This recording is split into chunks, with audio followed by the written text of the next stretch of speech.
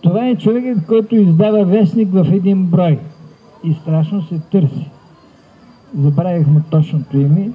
Ръкописен вестник, високохудожествен, в един брой и се депозира там някъде. Да.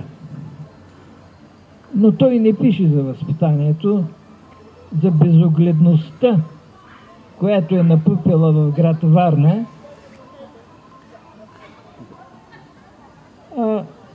пише следното.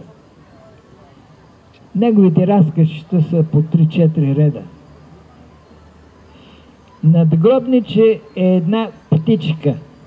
Това същество живее при гробищата.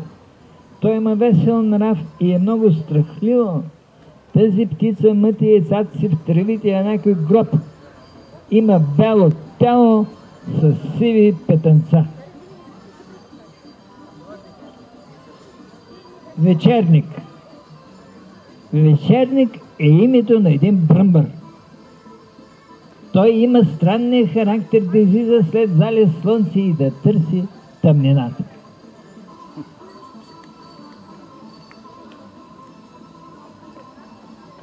Много може да се разказва за костенурките, но едно е общо между тях и някои насекоми. Приликата е в това, че и насекомите и костенурките, паднали по гръб, остават безпомощни. Те махат с крака, но на празно.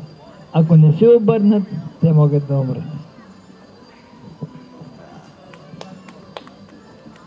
Тази България е пълна с таланти, обаче печенето на пари и яденето на корем и пиенето на бира до болка не дава възможност да се купим хартии, бе, да се отпечатаме.